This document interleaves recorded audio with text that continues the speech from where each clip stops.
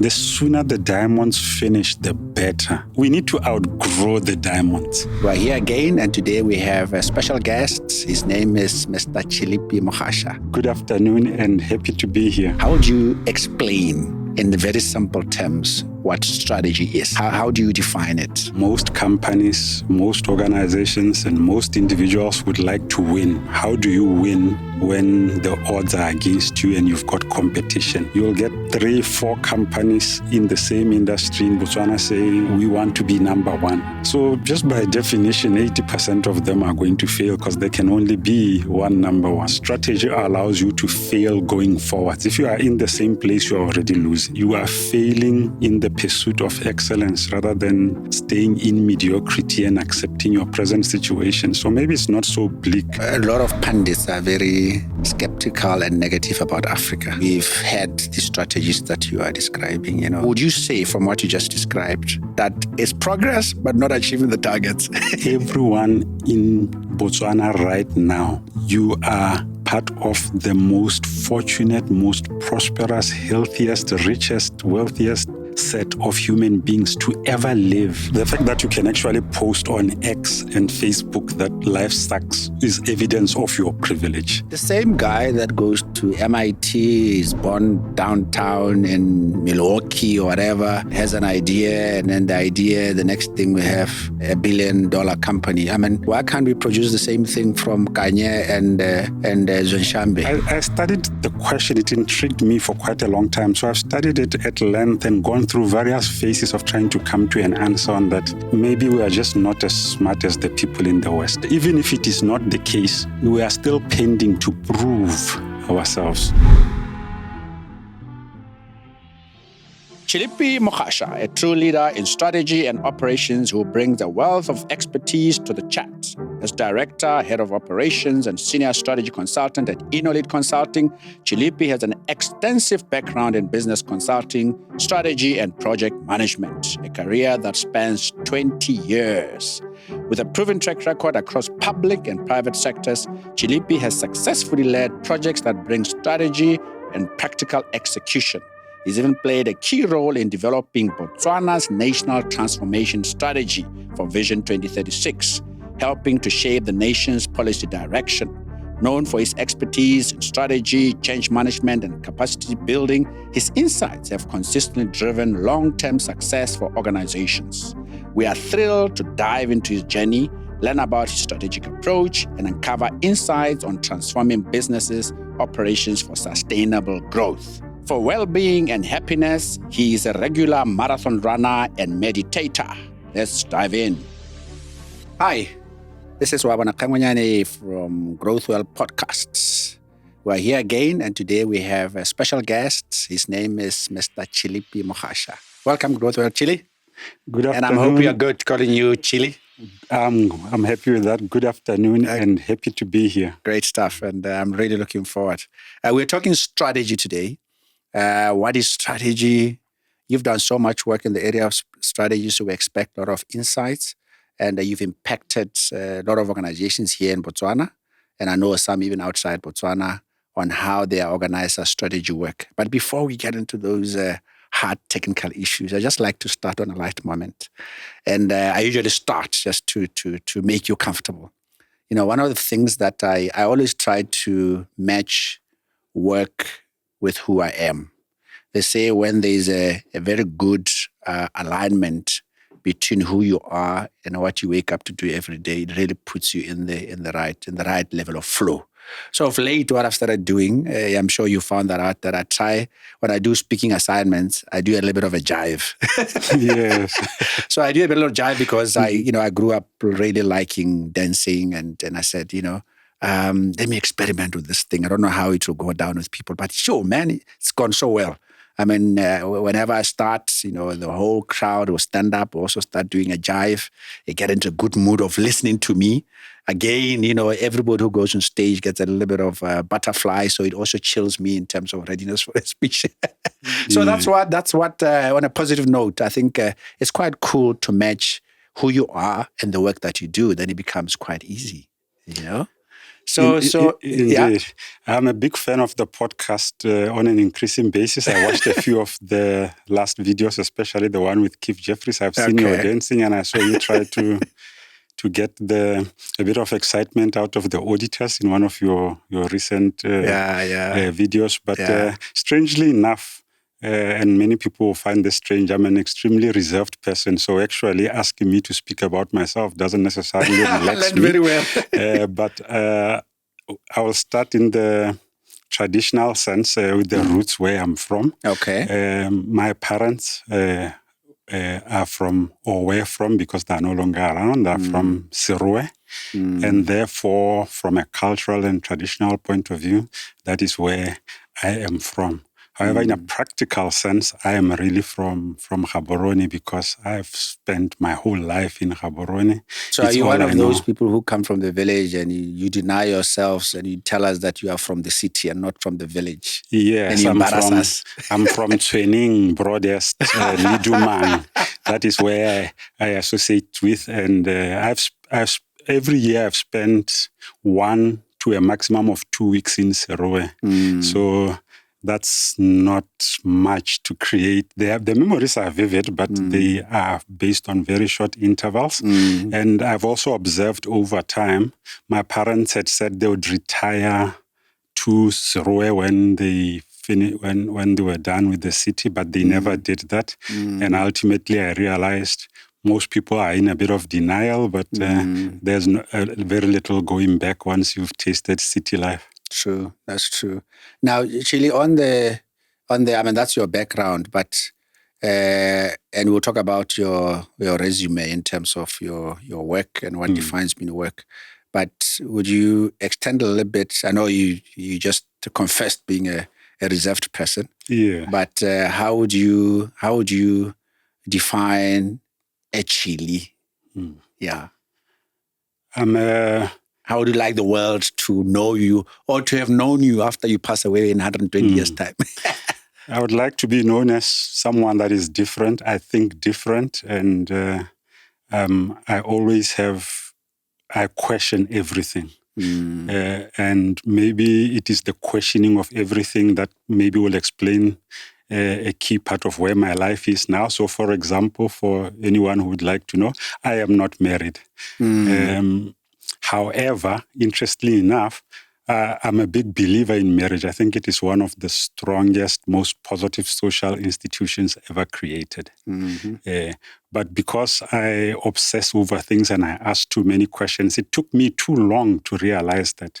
And by the time I realized that, it was too late for me to get married, because I believe the benefits of marriage accrue if you do it at the right time, which is earlier rather than later. But that said, I am a father to several daughters who I will not name because they say I shouldn't name them on social media and I should maintain their privacy. She's got beautiful daughters, by the way, and there's an example of a good present father. So allow me to squeeze that one in. Thank you for that. I do try my best in difficult circumstances to be the best father I can be. And if everything is forgotten and I'm remembered just for that, that would really make my day. I'd like to ask you a question because I was just listening to this very famous philosopher, if you may, but I think primarily is an economist, Jeffrey Sachs. I don't know if you read about Jeffrey Sachs. He's quite a prominent, even critic of the American system. And he was commenting the other day that, people who like questioning stuff, there's a big role for people. I mean, he called them philosophers. I don't know if you want to call it a philosopher. That philosopher's role is to keep critiquing the system all the time so that the system improves.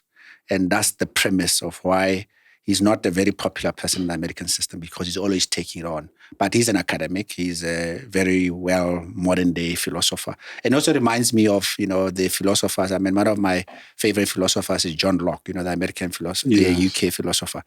John Locke was brilliant, but some of the stuff that he wrote, he couldn't publish because he could get killed at the time. Indeed. But later on, the world took, even the American Constitution took from John Locke's philosophers. And I just wanted to ask, with your sense of testing and questioning. How is the Botswana's receptiveness to sort of quirky or different types of thinking?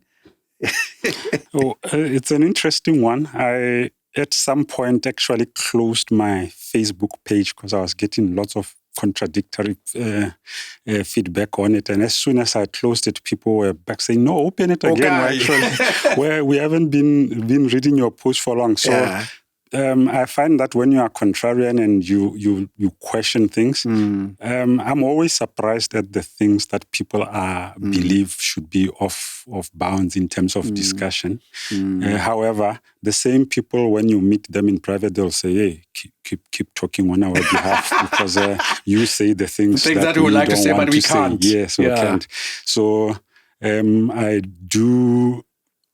I actually only say a small percentage of what I'm thinking, surprisingly enough, people, although it seems on the surface. You're still governing yourself. I govern myself quite a lot. There are many ways to get yourself into trouble. That's true. But I do also follow a lot of those different types of characters who question and do that. They tend to get in trouble, but especially the science ones, I follow a lot of their podcasts. They actually are bringing up topics and issues and science and facts that if actually we agree to engage in would solve some of the biggest problems in society.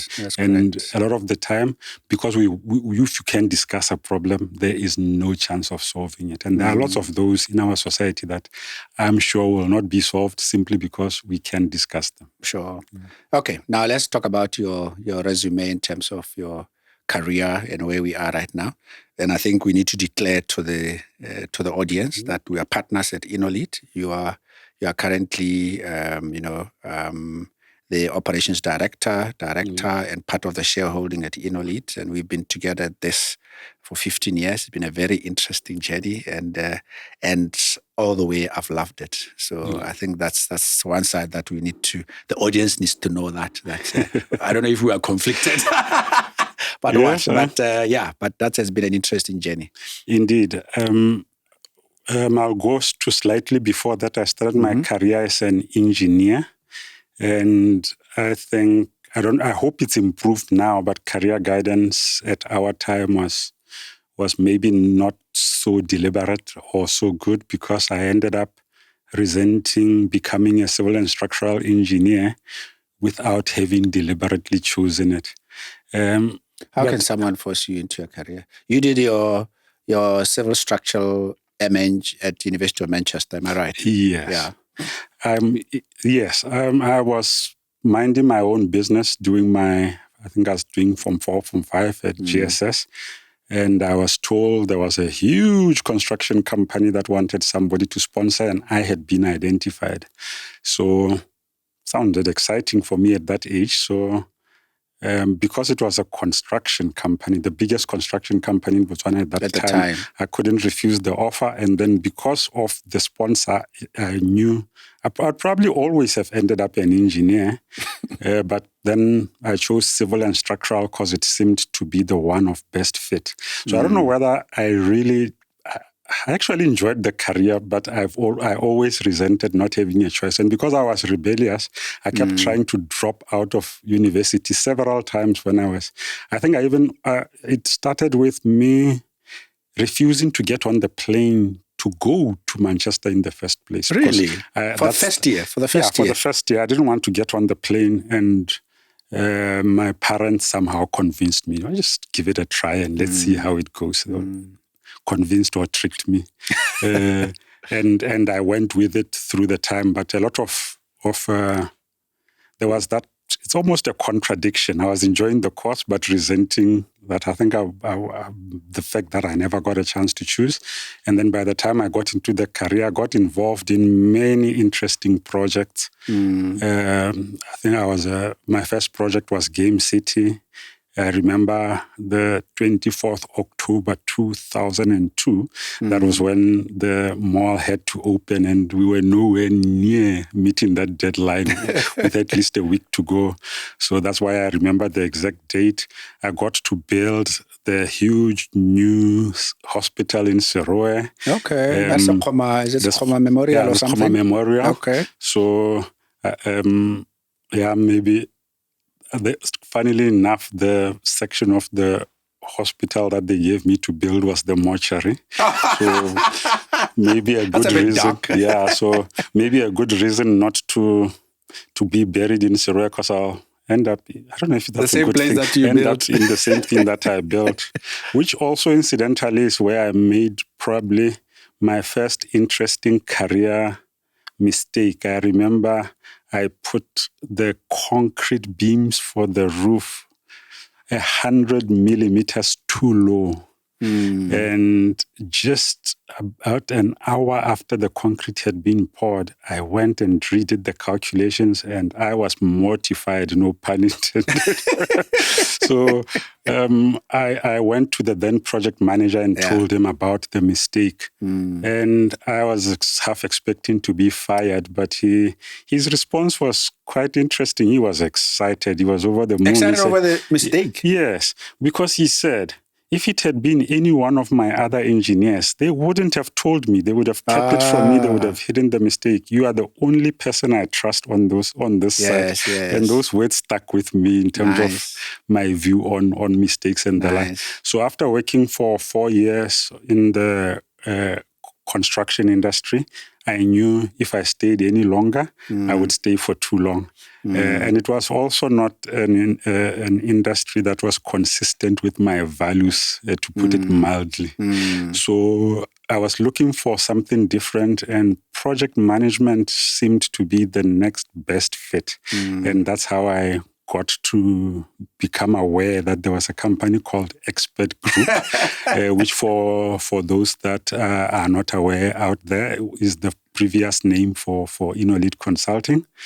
And so when I joined Expert Group, I was so excited to leave the construction industry and join Expert Group that I doubt I even did much research on it, because I think it was only when I was already in that I realized the company was smaller than I thought. It's not your construction company.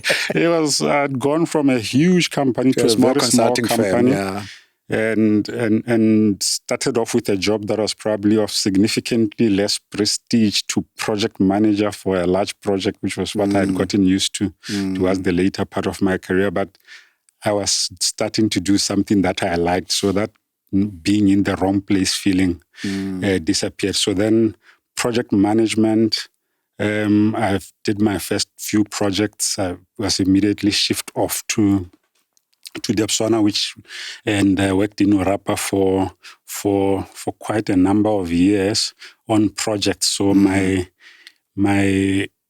career in project management outside of engineering and construction was really formed in those years. I made many good acquaintances there, and I credit it with shaping the early parts of my career, of my project management career.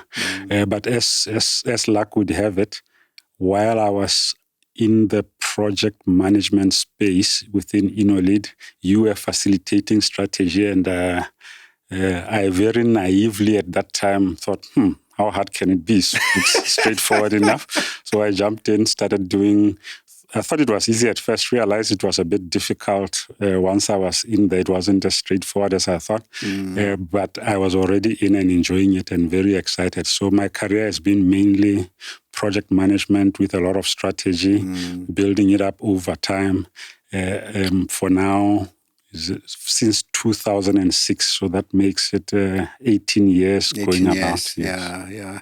And I think just for the viewer, that over 10 years of those has been primarily in terms of facilitating strategy, doing strategy consulting for lots of corporates here in Botswana. I mean, you've touched, as I can recall, from state-owned entities to your Botswana, as you said, to financial services, a couple of banks. So you've really seen it in terms of how to drive performance and competitiveness for a lot of our companies in Botswana, including government and ministries. Yeah, I've had the privilege of that's one of the things that I love about my job, is just always working with different companies on a continuous basis. So I've had the privilege of working with a significant percentage of the companies in Botswana in both project management and strategy, both in government, like you say, for most of the parastatals. I've done one job or other with them. And increasingly, the private sector has been really taking up strategy. And those are really fun assignments because when it comes to strategy in a profit-making environment, the odds or the stakes are really high. No, they're really high, yes. And you engage with the executive team, with staff, with board, with shareholders. So it runs right across. Yeah. Yes, I like environments. When developing strategy, you always get to interact with, obviously, no one makes it into an exco position without being talented or capable in several different ways. So having so many smart people in the same room and trying to make a positive contribution is quite fulfilling when it works. So it's an environment that is quite challenging, but also quite fulfilling. Wonderful. So actually, let's unravel this whole strategy thing for our audience. It's one can call it a fad, fancy stuff by consultants and so on. Obviously, in the academic space, it's also quite a big thing in terms of strategy for country, strategy for continent, strategy for organization, SME, whatever. So how would you explain in the very simple terms what strategy is? I mean, there is strategic planning, there is strategic process. What is strategy? When you do your consulting, how do you define it? Fundamentally, strategy is quite simple. We live in an extremely competitive world that is changing at a very fast pace. And most companies, most organizations, and most individuals would like to win. So in simple terms, strategy is how do you win when the odds are against you and you've got competition. And there are basically two ways to win in strategy.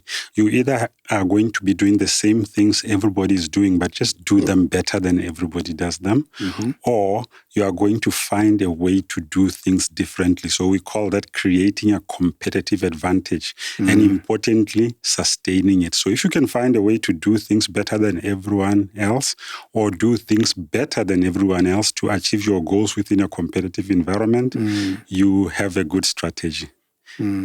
Interestingly enough, the more I've done strategy, the more I've realized it's actually quite difficult to come up with a strategy. Good strategies look simple in retrospect, but deliberately developing them is not easy. And to give maybe examples of what I would consider iconic or great strategies in the African context, I would say when the way Mandela and his colleagues within his movement liberated South Africa, that was not a project. It was a very long-term strategy.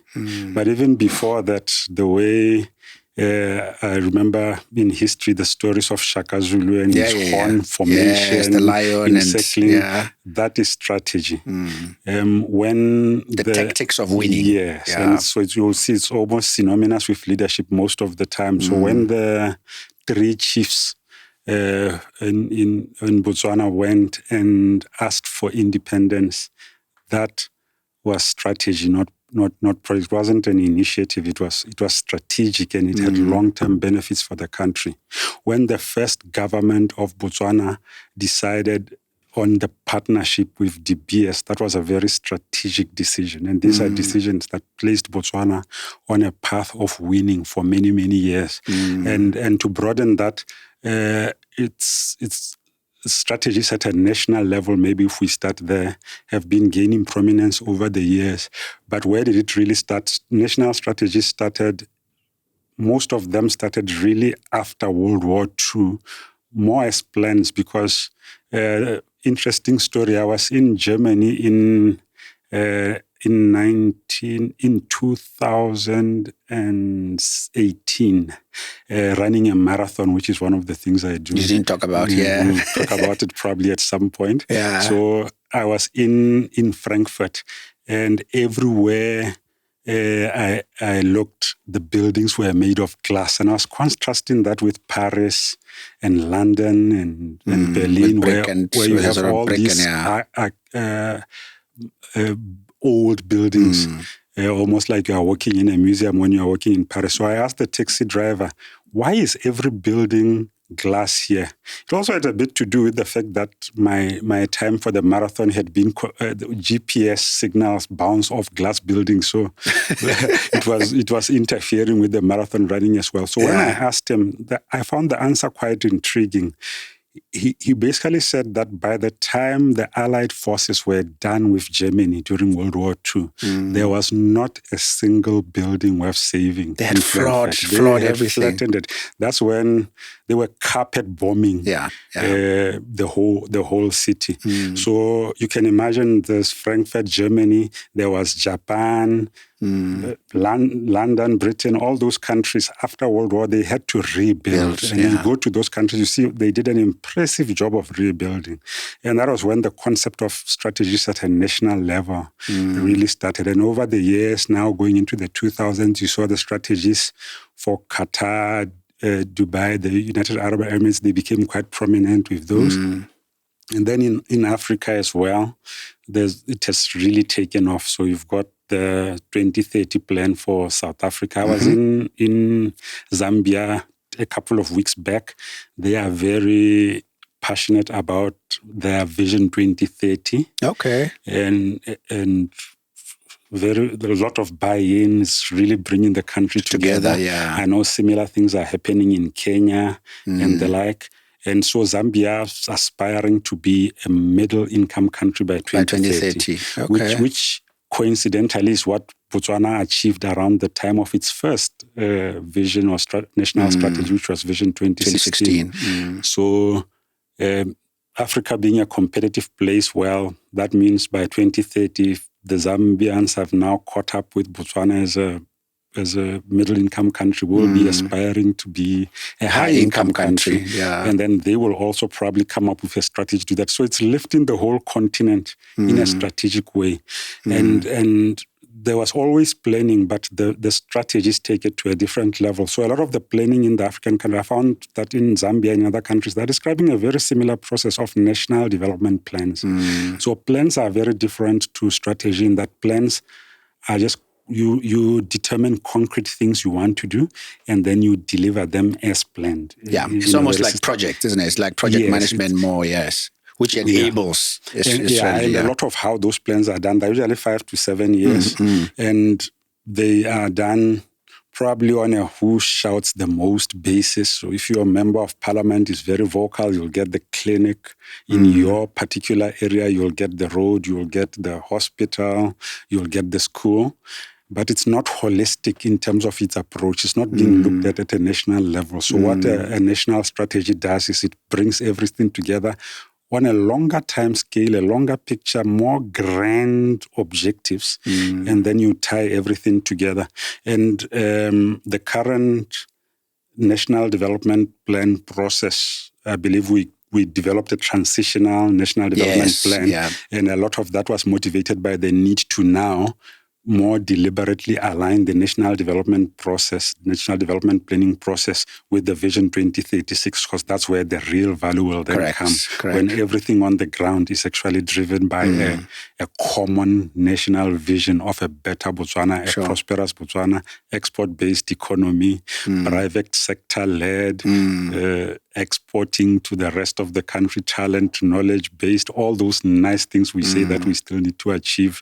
Digitization, everything comes in, but all as part of a coherent strategy. Yes. Before you get deeper into the strategy, just for the audience, in simple terms, what does good strategy look like? I mean, when it has worked, what should we be looking for, and do they still fail and succeed? And if you can just explain that for us I mean, strategy still fails, isn't it? And I think, I don't have the statistics with me, but most strategies actually fail, ironically. So if you can just touch on that. Yeah, most strategies fail. That is very correct. A true statistic, about 90% of strategies fail to achieve their goals. That's not just in Botswana, that is worldwide. So Then you sit here and tell us all these fancy things, Zambia, and most of them actually end up in the dustbin. Over time, well, as you grow older, as I'm growing older, you become more philosophical with age. I think it would be more surprising if most strategies succeeded. Yeah. I've come to realize strategy is actually quite difficult. What you are saying is, in a world where there are so many uncertainties, so many variables, things are changing, you want to achieve an audacious goal. And by the way, while trying to achieve that audacious goal, the rest of the world is not just watching you and letting you do that. So you have competitors. So for example, you'll get 3-4 companies in the same industry in Botswana saying, or in any other country saying, we want to be number one. So just by definition, 80% of them are going to fail because there can only be one number one. Exactly. So they're splitting the cake amongst themselves. The odds are stacked against strategy right from the start. Now, a positive way of looking at it is strategy allows you to fail going forward. If you are in the same place, you are already losing. So with strategy, you put an aspirational vision ahead. Say you want to double your revenue. Then we will say, if you've only increased your revenue by 50%, then we'll say, the strategy's failed because the target was 100%. That's not met, yes. However, you've progressed. You're still 50% better than where you are. Before, So progressing on the basis of strategy, you are failing in the pursuit of excellence rather than staying in mediocrity and accepting your present situation. So maybe it's not so bleak that strategies fail because they fail in the pursuit of something noble. And when they work, it is very worthwhile. Yeah. It's a good place to land regarding, a lot of pundits are very skeptical and negative about Africa. We've had countries that have done extremely well in very few years. If you look at your Singapore, which within 30 years they had an industrialized, become a first world country. Your Taiwan, your Finlands of this world and other Asian tigers. And there's a lot of comparison between them and countries in Africa. And we've had these strategies that you are describing, from AU, from country to country, Botswana included. Right now, we have the National Transformation Strategy, Vision 2036. Why? So would you say, from what you just described, that it's progress, but not achieving the targets? No. You're putting a spin on there. I'm going to try to be in my most positive. I'm generally a glass half empty person, but I'll put on my contrarian hat and try to look at the positive side. If you look at the time scale of humanity, civilization hasn't existed for very long. Even the Americas, the West, Japan and all this really came to the fore during the Industrial Revolution of the 1800s. So that if you look at the whole time scale of human nature, the time at which we have been practicing strategy and what is minuscule compared to the overall time frame. Someone was always going to come first and someone would always have. It's a pity Africa always tends to be last. But I think on the broader picture, we are moving the right direction. I frequently tease my audiences by telling them that everyone in Botswana right now, I don't care whether you are living in Pakalani or Lidumang or whichever area, you are part of the most fortunate, most prosperous, healthiest, richest, wealthiest set of human beings to ever live in the history of the world. And most people are taken aback at that and say, oh, surely, because we have all these nostalgic stories about how life used to be good in the past. But if you actually go back to biblical times, they were at war the whole time. No, sure. And then you go even during the World War I, World War II, spend most of the time at war. Life expectancy in 1800 across the whole world was 27. So most of us, we wouldn't be here to have just the fact that we are alive having this conversation is evidence that life is good. Yeah. A typical person in a village in Botswana complaining about how bad things are is holding a cell phone, which is more powerful than the one George Bush had just a couple of decades ago. Amazing. It's more powerful than the technology that was used to send the first rocket to the moon. Wow. And so the fact that you can actually post on X and Facebook that life sucks is evidence of your privilege. However, the content. Yes, because it shows you've got internet, fast internet, you've got electricity. You are complaining that there are minuscule bacteria potentially that you suspect are in the water that you are drinking, which looks 100% as clear as bottled water to the eye. And yet, maybe not just 50 years ago, a lot of Botswana were drinking contaminated water. You can imagine that a baby starts drinking their first water at 6 months. And imagine if that water is coming out of a well, it's dark brown, it's got all sorts of things but in it. Really, damn, then why are we unhappy? I mean, you've just put a very rosy picture. We should have a bit more gratitude, a bit more, positive light. But you know that first, even our own country, even the continent, there is a little bit of despair. And then what you said actually aligns to one of my favorite writers, Steven Pinker, who talks about how we should actually be appreciative of how wonderful the world is now compared to many years ago, especially around violence. We have access to music, free. We are more beautiful than before. People are quite and we all smell nice. I used an example recently. Even in the early 70s when we were young, we had never seen a hot shower. It's worth pointing out that you are more the expert in the area of happiness. I've seen you've researched it quite a bit. And I don't know if I've ever told you this, but I'm curious about your views on happiness. And I disagree with a lot of them, although it's not a conversation we've had. I have a different approach to happiness, and which I share with a number of academics. Maybe first start with referencing the World Happiness Surveys that are quite popular around the world right now. Botswana, Zimbabwe, Zambia, the rest of Africa, and Afghanistan and all that will be labeled as unhappiest, and then the Nordic countries are very happy. Many people have put to question the methodologies used for those. They have. And my own anecdotal evidence, I've been to America, I've been to the UK, I've been to South Africa, I've been to other countries. I don't get to Canada and think, wow, these people are so happy. They don't look much happier than the people in Botswana, despite their skyscrapers, cars, and everything. And fancy foods and stuff like that. So when I'm here in Botswana and I'm with Botswana, or I'm in Zambia like I was 2 weeks back, and I'm in South Africa, I'm in Kenya, I see people laughing and enjoying themselves. Sure, so you also wonder where this whole unhappiness comes from. Yeah, so, but also my view on happiness might be a bit negative. I'm not sure firstly, I think the big mistake, and this is just an opinion because it's a complex issue and well beyond my intellectual, but I believe what people picture as happiness is wrong in the first place. So it's difficult to achieve something that is fundamentally flawed.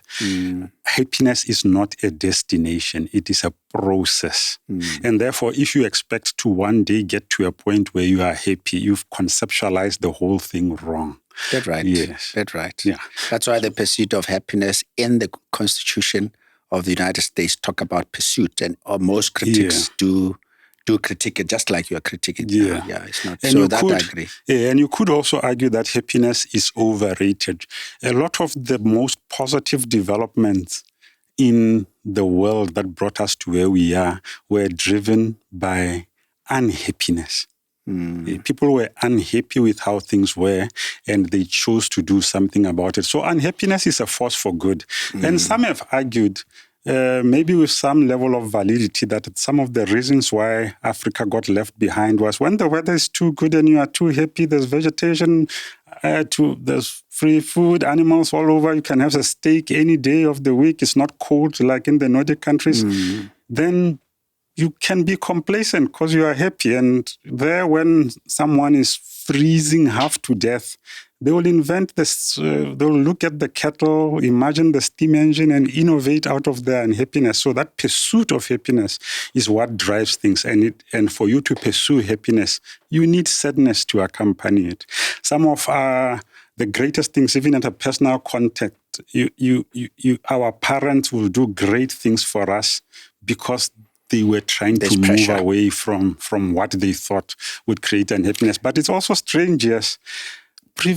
Current generations, I look at them. I talk to my peers now. I look at the children. I mean, the children now, teenagers, are probably significantly, I don't know, maybe it's better medical diagnosis and the like, but they seem to be way more depressed than the previous generations.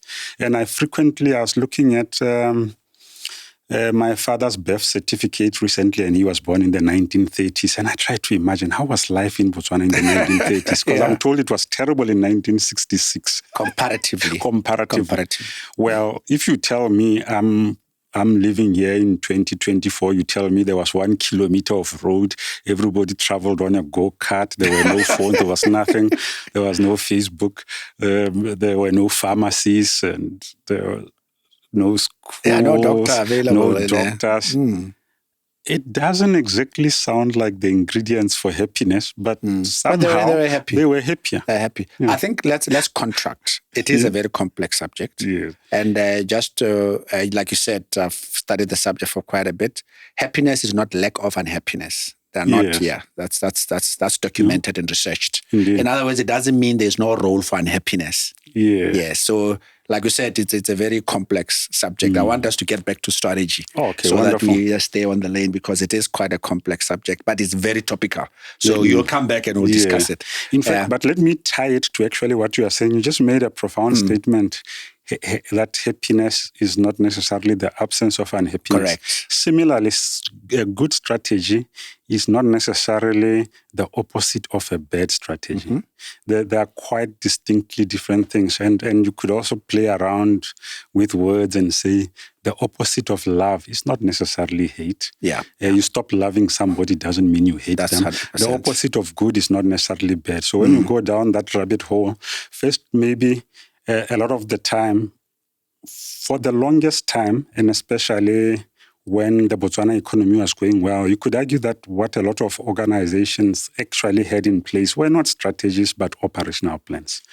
We confuse operational plans with strategy quite a lot of the time. And it's because all you have to do is take a document, write a vision statement in it, put a few goals, and then if you make the title, write strategy on the title, that suggests it's a strategic plan. That does not necessarily make it a strategic plan. So for the longest time, I think organizations have gotten away with labeling operational plans as strategies. And slowly over time, that's changing. But because it's been happening for so long, the difference becomes very blurred. So you can take a strategy document, page through it, and try to identify the strategy. You will recall I defined strategy a bit earlier. It is, what is it that you are going to do differently to win? What are you going to do better? And if you can't identify the that unique differentiating type aspects that will make you have a higher chance of winning. 100%. So if you can't identify that within the strategic plan, do you really have a strategy? Now let's starting from Africa and then the Botswana comparatively. I know you became quite philosophical about the other countries having made it faster and compared to Africa. But as they say, numbers don't lie. If you look at African countries are in the top 10 of unequal countries in the world. We have been blessed with so many resources, diamonds. Now, 60% of global cobalt comes from the DRC, which is a a huge piece of, I almost said, organic material, in terms of the forests and a very rich country. And I can say that across in terms of oil and all that, to say from a strategy point of view, and obviously coming back home, we've been blessed with these minerals that we just, we so fortunate to have that has made Botswana what it is today. So how has strategy and the things that we've had, because we're endowed with those, how come we have not been able to win? As you referring to your thing, that you look at your differentials, your unique aspects, and try to, and I'm already talking Africa at Botswana level here. Obviously, we're not talking about a cutthroat thing like what Amazon does with other companies. We're talking uplifting the people from poverty. Those things like inequality, social mobility, the things that can help the whole country to move forward, like you said earlier, your Singapores and so on. A very good question. We could talk about leadership, but I won't talk about leadership first. I'll talk about, I think in Keith Jeffries' interview, which I found very fascinating, he talked about the curse of minerals, because there's a different way of looking at it. So diamonds will bring a country like Botswana to a certain point, but at a certain point they start to become the undoing of the anchor you where you are. There's a book I read when I was in primary school called The Pearl, where the author ended up throwing this very precious pearl back into the sea because he realized that ever since he became rich, it brought so much bad luck into his life. Okay. So in a very strange... We should throw all these diamonds into the sea. That's exactly... You almost read my thoughts there, because I was actually thinking, how do I put it in a way that it comes out right? Because I'm tempted to say, the sooner the diamonds finish, the better. So that we can now, but it doesn't sound right. So the diamonds are great. Okay, I love the diamonds and what they've done for the country. Actually, what is it? What is it? I mean, what is the best? If you are the president, what would you do? We need to outgrow the diamonds. Yeah. They gave us a good foundation. They created what I believe is the most educated generation Botswana has ever had. But now they've locked us where we are. I like comparing the American economy with the African economies. And not that they are comparable apples for apples, but there's a very distinct difference in terms of what propels the American economy and how mineral-based economies operate. Mineral-based economy, diamonds selling, not selling. By the way, there are very few examples of any country that has become first world by selling any mineral. There's some, maybe oil has gotten propelled some countries and all that really have compelled. But in terms of minerals in general, they generally don't propel countries to prosperity to the level that we want. But you look at NVIDIA, one company, the most profitable, the biggest company right now on the US stock exchange. NVIDIA. Yeah, NVIDIA. In 20 years, it became bigger than the whole stock exchange of the UK on its own. In how many years? It's a company that was formed in the 1990s. Yeah. Okay. And it has become bigger than the UK economy, all the companies combined on the UK stock exchange. So you can imagine the African stock exchanges won't compare much there. No. So through innovation, the Americans are actually creating value out of nothing. Additional value that previously did not exist. And I think power of innovation is what has been propelling humankind for a very long time.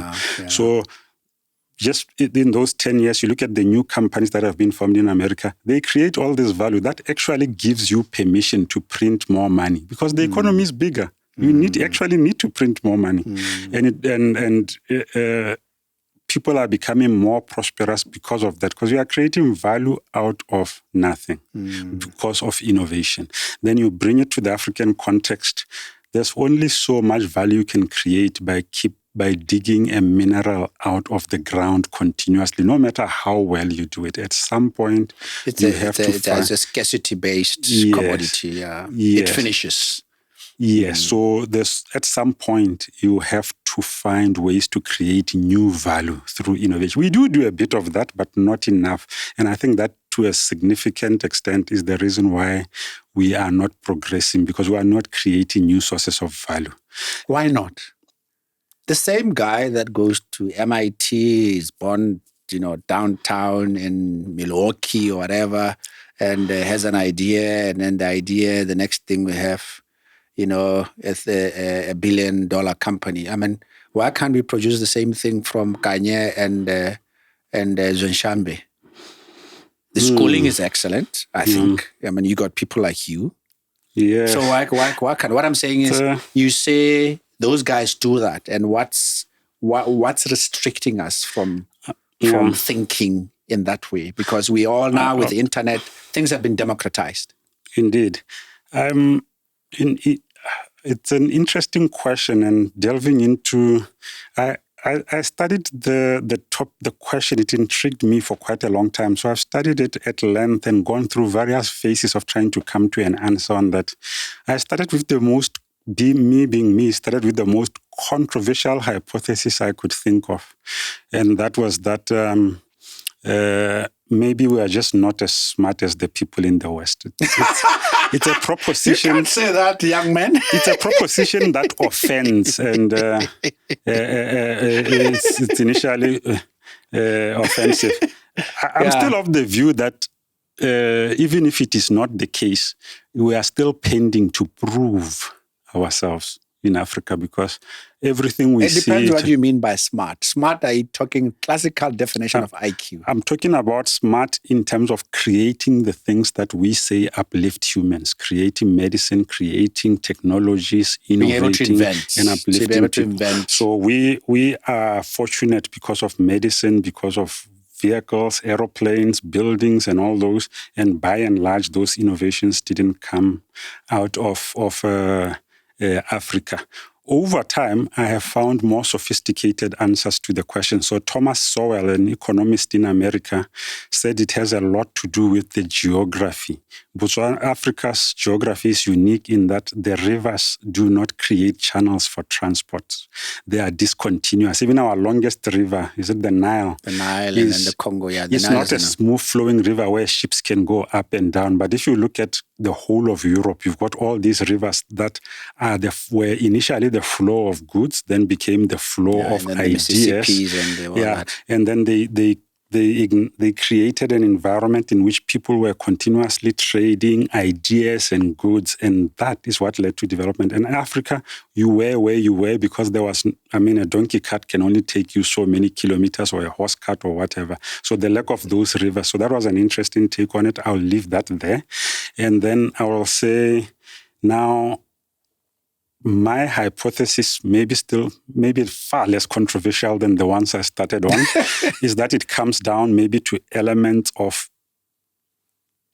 different cultures and setups driven by leadership. Mm-hmm. You need to get people to collectively work in a way that is in their common good. And somehow in America, they found ways to get that to happen. Like Silicon Valley is, if I was in Silicon Valley, I would be a millionaire. They actually say where you are born is actually a greater determinant of where you will end up than your actual talents. Absolutely. Even in the entrepreneurship space, there are certain cities where if you're an entrepreneur, there's a lot higher chance that you will become a $1 billion entrepreneur than whether you are in Johannesburg, Cairo, or whatever. And obviously, America provides a lot of those cities. So tying it back to strategy, say at a national and at a company level, I think the visits by the person I consider the full stop after strategy, Michael Porter, I think he's written this great book called Competitiveness of Nations about strategy at national level. And he's the brains behind these concepts of hubs. So here in Botswana, we've got the innovation hub, we've got diamond hubs, we've got Caesar and all those. Those are actually brilliant strategies that are based on the concept of bringing like-minded people together. You go to that iconic building for BDIH. It was designed to get very intelligent people to converse, have lunch together, talk and interact on an ongoing basis, bring companies like-minded together. Just the lack of that has been the undoing. So it's still early days, But there are steps in the right direction. They are strategic. We hope they will work. But you are contradicting yourself because you're saying there are certain circumstances that we can put in place and structures to make us be able to be creative. At the same time, we are not smart enough. No. I think it is important that I correct myself. Please do. I said that my initial hypothesis that I've since moved away from was that maybe we are not as smart as them, which later translated to, I think we are as smart of them, but we still have to prove it.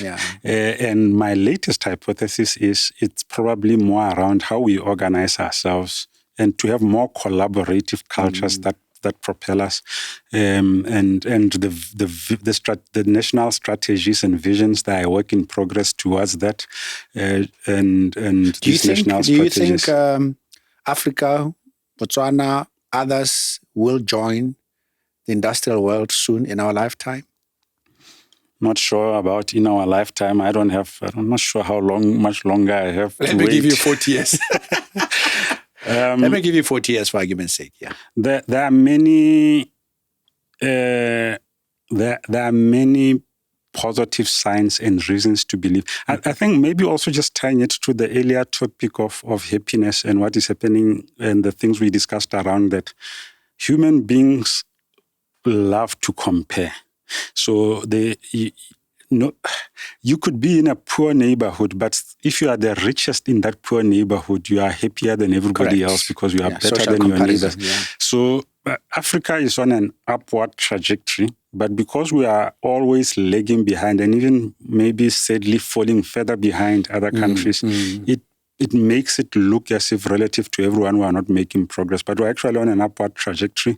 There was a lot of optimism about Africa in the last decade about being the next place of the next best thing.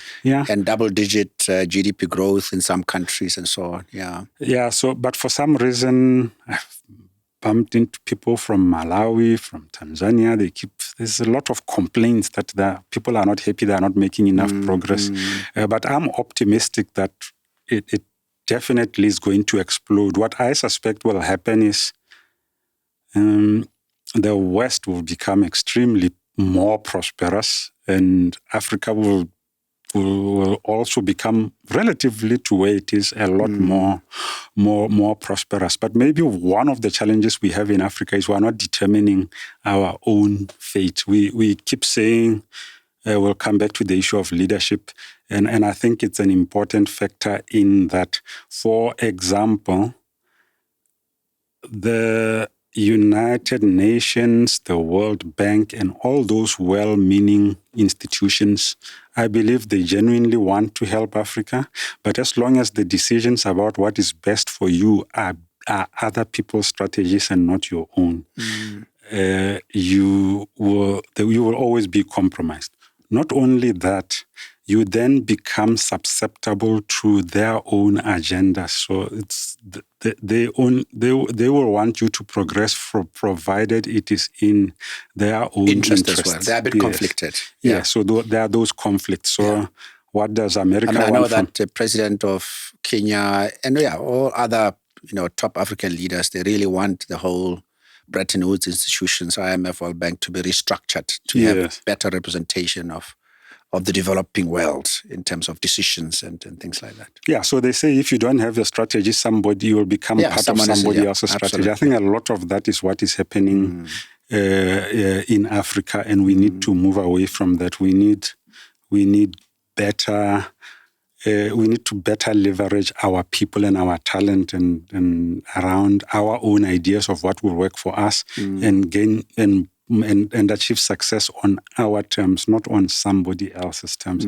I mean, there's nothing to say we need to follow the path of the West. We could chart a new path to prosperity that is independent of what the rest of the world has done, and we need to do more. Just like China has got its own formula, which is sort of surprised the world that what type of capitalism is this, and it's a bit awkward. 100%. It's a bit inconvenient to a lot because it's not clearly based on the democratic principles, that have been defined. But you can't argue with its success if many are now predicting China will at some point overtake America. And maybe that's also where you can get a lot of... When I was in primary school, countries like Pakistan and India were quite poor relative to where they are now. The fact that in our lifetime, they have become the big economies that they are and are now charted towards joining these first world countries shows it's probably not that hard. Yes. Great stuff. I think let's come down to earth a little bit. Yeah. You have done, because I assume that the whole strategy for a country like Botswana, it's also dependent on the PTYWs that are dotted around the country to try and progress the economy. So I just wanted to get from you your experience with, I know you've done private sector, you've done mining, you've done, how has that worked? I mean, with the confidence that you said that that we have to be positive about the Africa trajectory and maybe lessen our too much comparison with guys that started in the 19th century, during the Industrial Revolution. Would you say that those strategies that you've done for these companies are impactful and they will contribute to this trajectory where we can one day join the high income status? Yeah, maybe not talking necessarily of strategies that I've been involved in and just talking to organizations that I believe are implementing general observations around good strategy. There are quite a lot of good cases of good strategy execution in Botswana. So take homegrown companies like Letshego, that's in Botswana, is now in 11 countries. Surely that is a positive story to tell. Sefalana is now number of countries in a number of countries as well. Companies like Flowtech, I believe was mentioned in your interview with Chief Jeffries. All those manufacturing. And a lot of that, it's showing also an interesting dynamic between government and the private industry, in that government can create an enabling environment, but ultimately the private sector has to take it over and achieve great things within that environment. Because in Botswana, I think a lot of the factors are in the favor of companies, although there are some that are against, like the low population and high price of utilities and geography. But a lot stable economy, stable currency, good legislation, good institutions, very talented people who don't always believe in themselves, maybe to the extent that they should, but we've got extremely intelligent, well-educated population who can achieve a lot. There's a lot going for us. The ingredients are there. So like if we throw the diamonds away, like we said earlier, and allow a sink and swim effect, great things could happen. Now, coming to reality check in terms of Botswana at the brink of going into a recession. I mean, if we have, as you know, the definition of, we're going into maybe zero to even negative territory in growth, that could lead us into recession. And the diamond story, from a strategist point of view, how would you see, what are the levers that you need to pull, key levers that will not only bring us back to, call it past glory, where we get in your 8%, your 7% type GDPs, or even higher? What would you say as a strategist? Yeah, I think there are two things we are going to need. And when I say leadership, I'm not referring necessarily to political leadership. There's obviously political leadership, but there's leadership at all levels. Leadership for companies and organizations, leadership for families. We need lots of leadership to make sure we're leveraging the best that we can achieve. And then we also need to start relying more on our talent, our people that we've invested so much in terms of their education. I think we do the disservice to the youth in Botswana by not creating the opportunities for them to flourish and contribute. The unemployment rate is way too high at that level. Because the latest one, 38% unemployment from statistics, Botswana. 38. So think about it. You are busy lamenting physical diamonds while you are wasting organic diamonds, the human beings themselves. So that is maybe we should have been more concerned about the brains that we are wasting way before we were concerned about the sale of this. The diamond industry is doing. Think about it. All the ingredients to catapult Botswana to success are in place. I made a Facebook post earlier this week. It must be yesterday because Tuesday today, showing gratitude that I sit back, I reflect. Botswana's internet is improved dramatically over the years. A megabyte used to be 1 pula, it's now less than 1 tebe. The speed, you can easily get speeds of 100 megabits per second on Mascom and Orange and BTC, which wasn't the case just a few years ago. Bokra is going to love you. You can get internet almost everywhere in Botswana. So already you want to leverage AI, software development, and all these new types of companies that are creating new value around the world. We've got all the ingredients here, so which gives us access to all the information on the internet. We're healthy, life expectancy could still improve, 64, I believe it is now. So, and I've said earlier, we've got the most educated population ever. So with all that in place, all the ingredients are there. And the diamonds are not exhausted yet. Yes, the diamonds are not even exhausted yet. Some say they will recover in 2025. Yeah. So when you look at that, with this bit of a wake-up call, because one of the things maybe we also need is a bit of change management at a national level, a higher sense of urgency. One wise man once said, a crisis is a terrible thing to waste. So this is a beautiful crisis for us to leverage. It actually is waking up. One of my favorite simple books is Who Moved My Cheese? Which is an interesting story. I always encourage people to go back to. It's a nice, easy to read book. And small book. Yeah, I remember it really encapsulates where we are right now as Botswana. We're like at a crossroads where we are caged and being asked, what are we made of? If you look at it in a sense, it's a very exciting time for the country because if in the next decade or two, we are going to witness in real time what this country is made of. When things are not going well, what exactly happens? We've been fortunate to have such a stable economy for so long. And by the way, what's happening in in Botswana and in other African countries is not unique to us. It's not like the countries in the rest of the world don't face challenges. It's in how they overcome those challenges. So the challenges come, you overcome them. That's the purpose of strategy. So it's time for us as Botswana to be strategic and do it at a government level, do it at a company level, and do it at an individual level. Yeah. I hear two key levers that you think we can pull. One is really leverage the talented youth that we have. 100%. It's an unpolished diamond. 100%. That needs polishing. Yes. And then the other one, it's a leverage, tricky one, how we dislodge the diamonds from our thinking.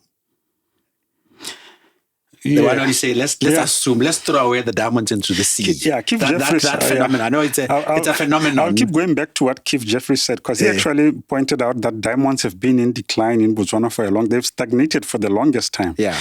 They are just the foundation that pays the bills and the salaries for the country. We need to... It should be the base load. So it's the base load. So we just need to reflect critically on how much value we've added over and above what the diamond set up, and start building on that in a way that creates prosperity. I think that's very possible, and I think what is happening now with the right positivity is actually could turn out in the long term to be the best thing that has ever happened to this country. We just need that positivity and that belief in ourselves.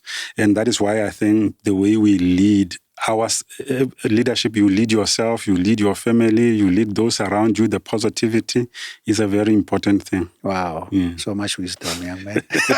Growing older does have its benefits. Just another one, and it's a bit personal to do with, you've done work for a number, you've walked into a workshop after another, client after another, you for the mining, for some of the companies that you can mention. And I just like you to reflect how that has been impactful and how that has also influenced you in terms of your growth. How has been, doing work for some of these clients actually contributed to who you are? And then and has the impact been there in terms of the feedback? Obviously, as the group MD, I keep getting feedback from clients. The other day, I met an MD of these emergency companies, medical emergency companies, who said, "Canada, we opened up the tender. I wasn't involved. The team came back, and they said, they recommended Innolead out of all that." And he just said, the company has never been the same since you participated in doing strategy for them. And you're saying, thank you. And I wanted to now pass that to you and say, how is all that? Obviously, it's not always a win. I mean, we have tough assignments like any other consulting group. But I just like you to share with the audience how. It's always positive to get good feedback. Sometimes when you are in the thick of things, sometimes it's frustrating. You wonder, are you really making a difference? Because it's always, like we said earlier, strategy is tough. But some of the wins you see over time, and it's always important to point out that it's an ecosystem where consultants are a bit like teachers. I've frequently seen the debates between can a teacher claim credit for a student who's gotten a distinction and went on to be a doctor or an engineer or what. And you meet your teacher and saying, well, no, wouldn't be here if it was for me. Can you claim So the teacher kind of imparted and did their part, but it was always up to that individual to take it on and achieve results. With that said, for example, we worked about more than a decade now. There was a ministry, I don't know how many people remember that. We used to have a MEWA, Ministry of Minerals, Energy and Water Resources. We worked on that, on creating a project management office with that ministry at that time. And the reason why it comes to me as an example is just the profound impact of what we worked on with that team at that time, that to this day, I can count so many professionals. A number of the people within that team went on to become project management professionals, got accredited, and they went on to work for other organizations in their project offices, in the mines, in other sectors, making a big difference. So it's when you meet those people and they credit that, whoa, man, what we started that time is really paying off. You can see they're doing well for themselves at an individual level, for their organizations.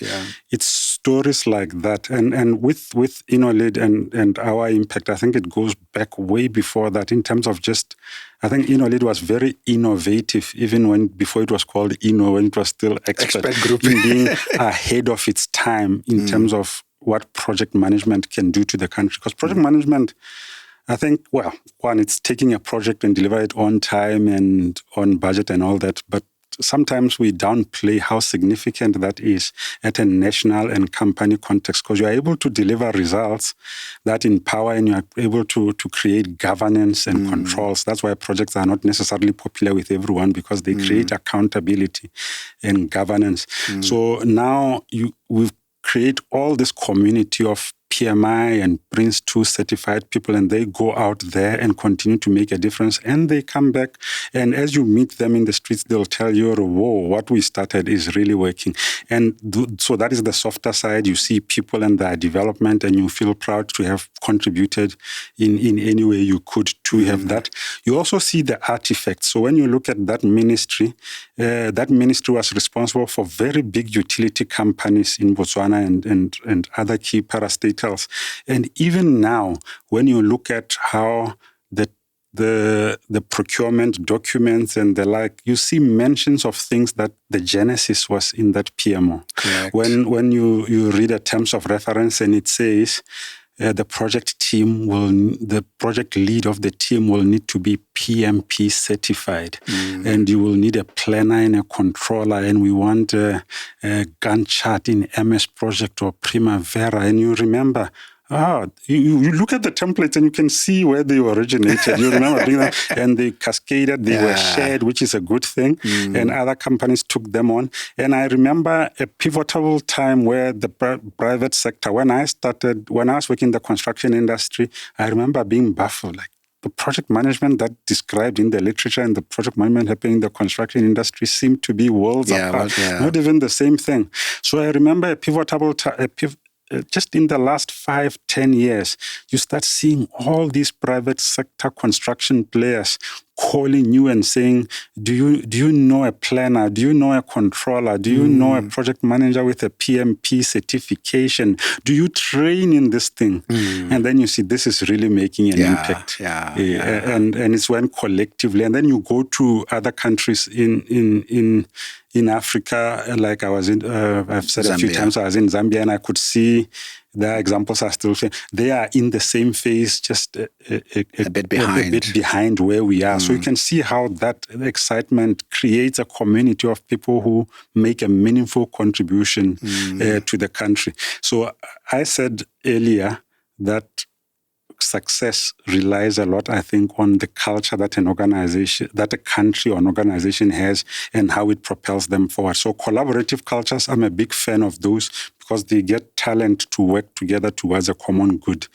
And that is one of the things that I think that as Innolead we've helped contribute to by creating the project management culture and industry in the country. And then strategy, also working on strategy, creating as many practitioners of strategy as possible. Which also really brings me to another key point that ties into to the talent part. At Innolead, we've got the innovation program, which is one of the things we innovated on, which is about building talent. So every year we get a few high impact graduates from universities, and we try to accelerate their training path. The first thing I tell them is the salary is going to disappoint you a bit because it's about growth here. It's about an opportunity because graduates, they come with... they are very impatient. And they're very impatient about success, which is the hunger that we like to see. And I've seen over the years working with young people in Botswana through the innovation program, and then seeing that dramatic rise where we actually have a number of graduates of the program from 3, 4, 5 years back who are in positions of such seniority that even I'm taken aback. Like, wow, how they've progressed. You are in middle management already. You are in Exco, and you only have 5, 6, 7, 8 years experience. To me, and we can only take so many people in at Innolead on such a program. But I just imagine scaling that. If it is 100 times. If we are doing that to all the youth in the country, that creates real diamonds that can really propel the country of us. So it gives me a lot of optimism, and that's why one of the things that I find quite disturbing is that wastage of that talent. And maybe if we can leverage that talent, and I must give credit to some organizations that are doing a good job like that, like BDIH and the networks that they have created around innovation, the communities, and youth creating companies. I'll talk to the layers and seeders who are giving opportunities to small entrepreneurial firms to experiment. So you go to the trade fair and you look at those companies that are doing well, and you go on there on the internet, you go into the stores. Some of them are still relatively small, but they are seeds of something that will be bigger. So we've got lots of companies doing quite great things. That's awesome. With the youth. That's awesome. That's beautiful, Chili, and well done. I mean, that's something that one day when you sit on your chair, 95 years old, you'll say, I made a contribution. Yes, like we said, strategy is about winning, and who doesn't enjoy winning? Absolutely. Now, as we come to the end, I want now to home on the individual side, and you did mention in passing that you are a runner. I remember those days when you started running. I think your weight maybe was not as it is right now. Yes, I was. There was a time around 2012 when I was a lot more cuddly and huggable than I am and now. I wanted to say it in reflection to also how the principles of strategy, as you've applied to yourself to be a vibrant, energetic person, and how and obviously the challenges of being a consultant in terms of time, and then how others can do it from a strategy perspective. I have 3 favorite habits. So I'll mention the other 2 and then I'll talk to strategy and running. One game I've played for a long time is chess. I've played chess. When I was in junior, I played at a national level. I still play a lot of chess online. And chess is strategy, and I like it because it humbles me and grounds me. There's nothing like facing another person and they show you in real time that their brain is working better than yours. And consistently. So I like playing chess. Another thing you'll be surprised I do, because I don't talk about it a lot, is I love meditation. I'm a big student of meditation, mindfulness, and being present. You really? So I do that when I'm running. Not the monk style, not the yoga style. I think it originated from there. You can do it your own style, Yes, I think it originated from there, but the benefits for mental health and well-being and just stress and all those things are immense. So I do a lot of that. I try to infuse that in everything. But yes, I do a lot of running. I'm always amused. I meet people. I meet strangers. That's when you know you are overdoing something. I'll meet a stranger in a quick shop and they'll say, "Are you the guy who's always running?" Well, I think, okay, that means I do a lot of running. But for me, I'll use... When I love strategy in the personal context, so because I like to know how all those habits. So how did I start running? 2012, I go to the doctor. The doctor is less concerned with the flu I went with and is more interested in my blood pressure. That's when I realized, he wrote out a prescription to a cardiologist, and I remembered my parents taking high blood pressure medication. I thought, is it time for me yet? I refused to accept that. So I strategized. And like I said earlier, strategy is really simple. It's about deciding, I weighed 97 kgs at that time. And I decided I wanted to weigh 83 kgs. That was the target because that's what takes my BMI at 1.83 meters, just under 25. Okay, you got to define what BMI is. Body mass index. Body mass index. I'm sure, people can Google it, but it's a well-known metric. And so I decided I'm going to take my weight down. I'm going to improve my diet. And like I said, a few objectives. And that's how I got into running. People actually think I enjoy running. I actually don't enjoy running. Running is hard and boring. It's hard, What I enjoy, which is a part of strategy, is measuring and pursuing targets. So although I dread going for my run every day, I have a target to run 2,425 kilometers by the 1st of January, 2025. And therefore... 2,425. That stands for kilometers. 24. Yes, because it's 24-25. So it will be the transition from 2024 to 2025. Because one strategic personal hack that I like is... Over 12 months, yes. From the 1st of January. 2,425 kilometers. Yes, so for 24, From here to Cape Town is 1,500. It's not as difficult as you might think. It's like you have to consistently do 7 kilometers for every day of the 365 So I shouldn't be worried about Cape Town or driving to Harare. So you do it, your strategy, you achieve it in bite-sized chunks. So now that target, and this is where the hack is, rather than set your New Year resolution for the year ahead, achieve your New Year resolution, start your New Year resolution for the next year, the year before. So when it comes 1st January 2025, I will have achieved my resolution for 2025 and I'll be starting my resolution for 2026. So what I find, how does that link to strategy? Is simply set targets.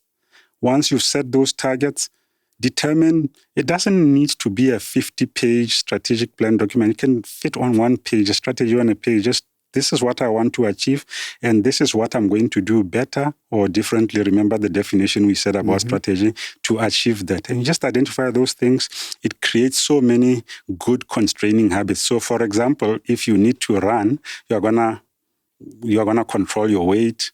You also have less time for other things you might have been up to if you had not been running. So they have all these self-reinforcing good habits. The eating, the drinking, all those things get... So there's only so much you can spend the whole Friday evening out clubbing and at the bar when you have a run at 5 a.m. So there's that positivity that comes from that. But I use strategy for many things. I have a parenting strategy, saying, okay, this is what I want to achieve for my daughters, and to achieve this, these are the objectives that I will need to hit to do that. Even right now with the economy in the state it's in, you come up with a strategy. You don't just sit and wait. I was amused. I'm amused at how people are quick to get onto the internet and criticize the government for how it manages that the national savings account. And I asked them, while you are busy criticizing the government for how it's managing the national savings account and the national credit card, tell me about your family savings account and your family credit card. Are you giving it the same rigor as well? Would your parents be happy with will your children be happy with the way you are running the family as the parliament of the family, the husband and wife? So, and it's in terms of finance, you set a goal like, in 3 years' time, I would love to say be debt-free or at least reduce my debt, and I would like to have investments of this amount. So just set 2-3 numbers that summarize what you want to achieve, and then set a number of objectives that build towards that. That's very powerful, because I found when people don't have personal strategies, they don't focus. So it's worked for you. The banking industry won't like me for this, but the one reason why the banking and loans are such a profitable business is that they are significant contracts that people enter into and spend most of the time not focusing. You ask a typical person, how far are you with your mortgage, your car payments? What? They don't have the foggiest idea what the balance is, what the interest rates. They haven't looked at it in years. It's that lack of concentration that erodes value. So just pausing every once in a while and saying, what do I want to achieve in the next 3, 4, 5 years? Set the target. Determine what you need to do differently. And you don't have to be, I will obsess over it maybe a bit more than most people, but you don't have, you check on it every 6 months and just say, am I on the right track? And like we talked earlier at the beginning of the conversation about failing forwards, even if you don't save as much as you wanted to save, the fact that you saved, you are better off than you would have been. Even if you don't push that loan as hard to finish it as you might have, but you've pushed it harder than you would have. Even if you don't drop 10 kgs like you had hoped, you dropped 5, and you are failing forwards all the time and becoming better at it, and also instilling great habits in those around you as well. So you'll highly recommend that. I mean, your strategies around well-being, it's around financials, it's around family. I like the one around meditating, which you've kept it to yourself, which is wonderful, especially around mental well-being, which is obviously a very topical issue. So you say, if you want really to improve your general well-being, it's not really about success. It's really, like I said, financial well-being, physical well-being through your running, and so forth. It's best if you have. And you know, the best way a lot of the time we lecture each other and lecture people, but for example, you can make a big difference in, say, your children's future by just asking them a few questions and leaving it at that. Ask a young person, you don't even have to use the word vision, what you want to be when you grow up, and then they will state it. And then just ask them the next question. Do you believe that what you do every day is contributing or taking away from that? So if you're a teenager who's doing a lot of partying and spending a lot of time on social media, is that consistent with becoming an accountant like mommy or whatever your aspiration is? So just asking a person a question, allowing it to hang over them. That creates a sort of like we are forcing them to strategize and think in strategic terms about vision. This is what I want to achieve. What do I need to do differently or better?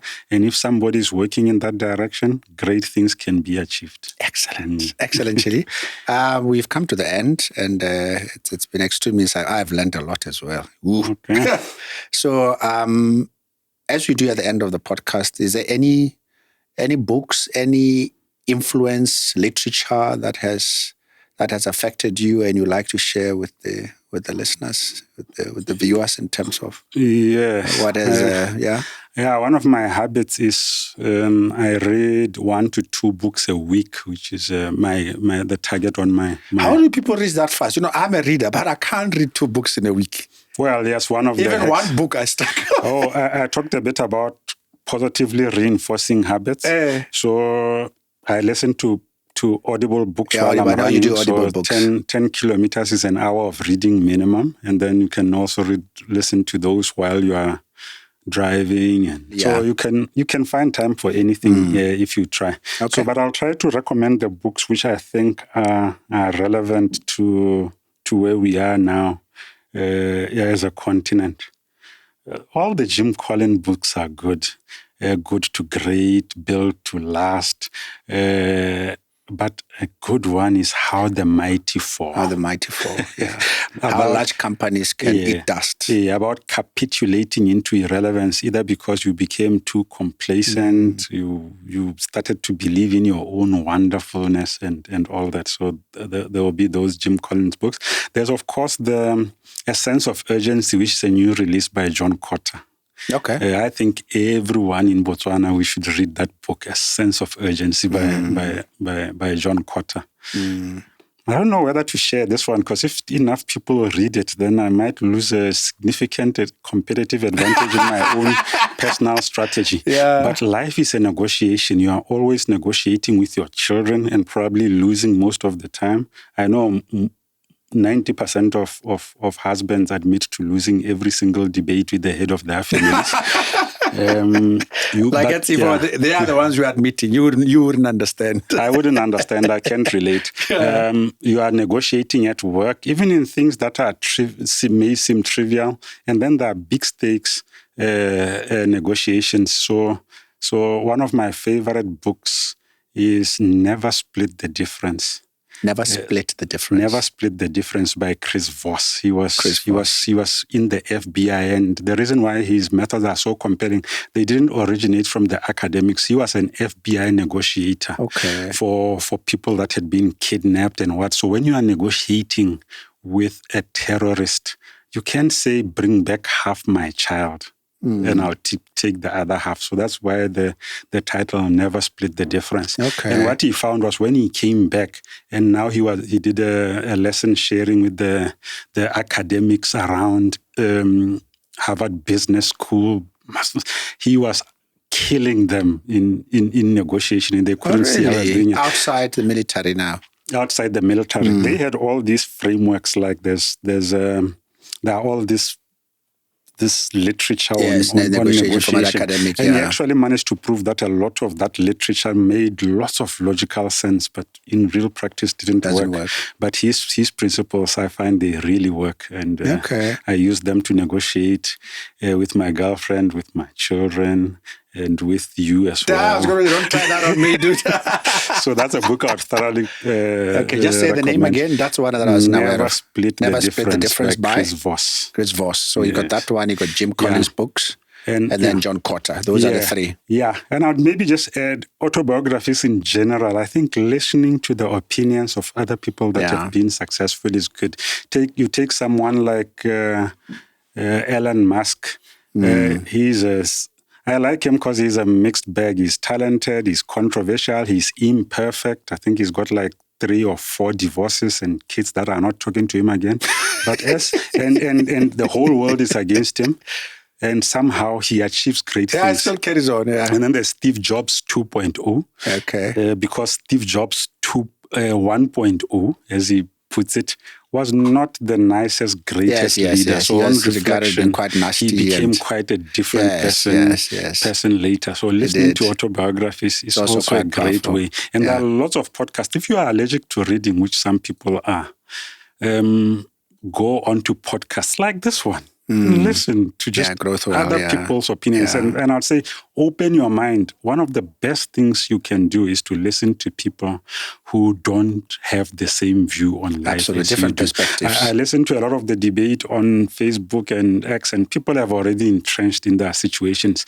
But I learned a lot from observing Trump, who I thought was a terrible person the first time I saw him, and I got around to seeing that he actually had a good point on some of the things. And when I finished listening to what Trump had to say, deciding what I disagreed with and where he made points, I realized, CNN on one extreme, Sky News, Fox News on the other extreme, and a lot of in the middle, and you get to see the whole spectrum of thought rather than being entrenched in one dogma for too long. It can really waste a lot of your life. So books and podcasts can really be helpful. Podcasts. There are lots of light subject podcasts, but there are also lots of educational podcasts. Just listening to people, like I enjoyed listening to Keith Jeffries here on this podcast, and you'll be delighted. So I've mentioned him about 5 times.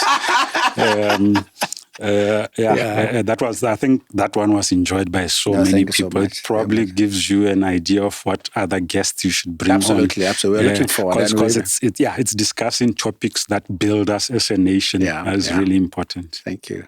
Good to end on that note, Chili. Thank you very much. Been very insightful. And thanks very much for referring to Growthwell as well. So keep going on the Growthwell podcast with Chili, Keith, Rachel, Meshila Kama, and all those. We're going to bring you more and more. But it's important that you stay with us. Click the like button, subscribe. What's the other one you are supposed to do? Share. It's been an absolute pleasure being on here. Thank you. This is way too far from you, I think. Thank you so much, Chili. Thank you very much. Really appreciate it. Yes. All right, cool. See you next time. Thank you for joining us on this journey of growth and discovery. We hope today's episode has inspired you to dig deeper and rise higher in your personal and professional life. Keep tuning into the Growthwell podcast for more stories, insights, and strategies to help Africa grow and thrive. Until next time, stay curious, stay inspired, and keep growing. Don't forget to like, subscribe, and turn on the notification bell.